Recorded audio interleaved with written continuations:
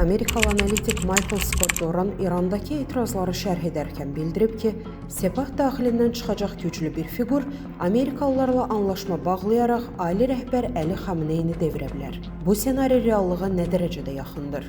Qlobal Infoza danışan siyasi şərhçi Anar İsayev deyib ki, Doranın təsvir etdiyi model teokratik ideologiyanın zəiflədiyi, fars millətçi avtoritar bir dövlətin formalaşmasıdır. Stat: Sepah Xamneyni devirmək gücünə texniki olaraq malikdir. Sepah ordudan daha güclüdür, iqtisadiyyatın böyük hissəsinə nəzarət edir, kəşfiyyat, media və repressiya aparatında dominantdır. Hətta bir çox hallarda dövlətin özündən daha güclü davranır. Amma Sepah Xamneynin legitimliyi üzərindən qurulduğundan vilayət-i fəqih çökərsə, Sepahın da ideoloji dayağı çökər. Yəni bu, özünü xilas etmək üçün öz kökünü kəsmək kimi bir qərar olar.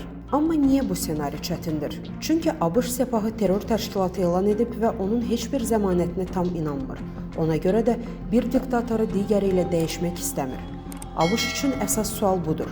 Xamneyni devirdikdən sonra Sepah bizi aldatmayacaqmı? Bu, Vaşinqton üçün son dərəcə yüksək riskli senaridir.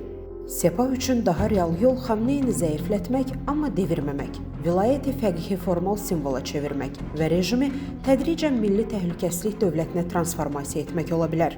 Buna görə də ABŞ-la tam deyil, taktiki razılaşmalar mümkündür və ehtimal edirəm ki, bu proses artıq gedir. Statın sonu. Yazını ətraflı şərhdəki linkdən oxuya bilərsiniz. Əziz izləyicilər, xəbərlərdən məlumat əldə etmək üçün kanalımıza abunə ola bilərsiniz.